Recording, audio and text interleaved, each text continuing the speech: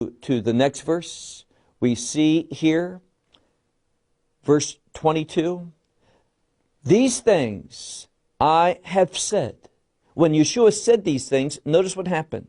He says, then one of the servants, now this is not one of the soldiers, but these are the servants. The word here in the Greek language refers to the attendants of the high priest. So after saying these things, and Yeshua spoke, one from the high priest's attendants who was standing, he did something. He gave a kapha to Yeshua. What is that? Well, I use the Hebrew term. It is to strike someone with an open hand. Now, it's not a punch or using the fist, but it's an open one. And it was normally done on the side of the head or upon the ear of the person. And it was to disorient them. It was to, what we would say in English, perhaps here, a way of knocking sense into Yeshua. That's what the intent of this servant was. He was angry for Yeshua speaking this way to the high priest. Why? Because it would have embarrassed the high priest for someone to say, excuse me, sir, you're not following the proper procedure. You're not doing the normal thing, what you are empowered to do. And when Yeshua exposed that, well, to cover that up, this servant came and he did this act of giving an open hand slap to Yeshua's head in order to try to humiliate Yeshua, harm him physically, and in a very, very coarse manner in an attempt to say, I'm trying to knock sense into you. Don't you talk in this way. But notice Yeshua's response. First of all, the servant says, thus you've answered the high priest. Now verse 23.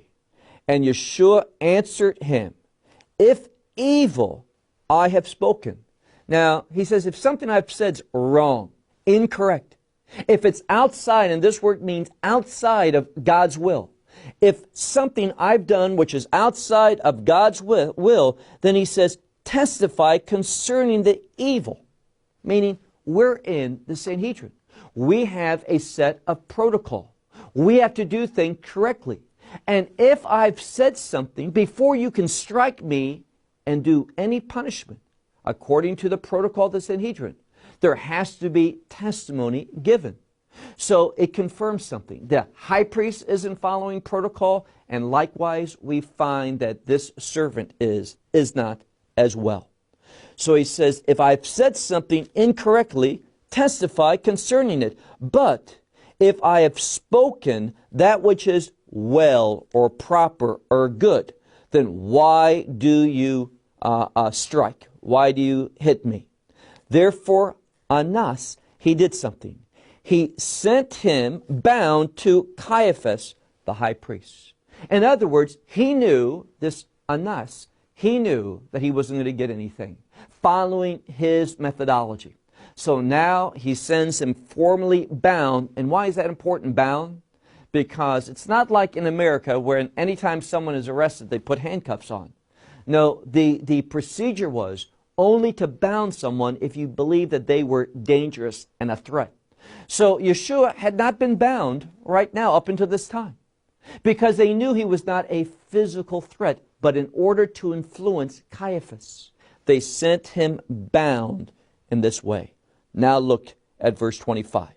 And Simon Peter, he was standing there warming himself. Therefore, someone said to him, and what was that? He says, are you not one of his disciples? And that one, again that phrase, that one denied it. And he said, I am not. And therefore we read, one of the servants of the high priest, who was a family member of the high priest, it says, a family member of the one who Peter's ear that he cut off. So now we're getting to the heart.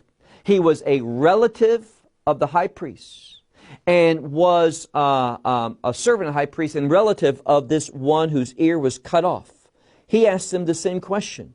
He says, aren't you one of the disciples? Did I not see you, literally verse 27, did I not see you standing in the garden with him? And again Peter denied it, and immediately the rooster crowed. So what's happening here? This is the third time that Peter denied that he knew Yeshua. And we are given a clue because this one reveals why Peter did so.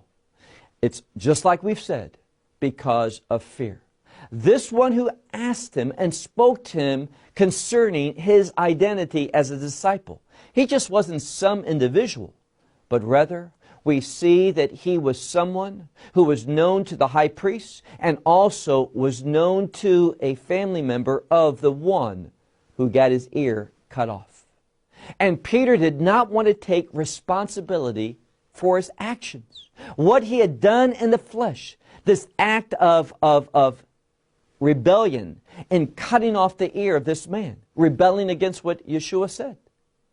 Now he didn't want to take ownership, so what did he do? He denied it. He lied.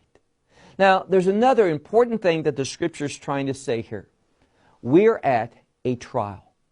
And everyone who has spoken to this time hasn't either followed the protocol properly or have not spoken truth.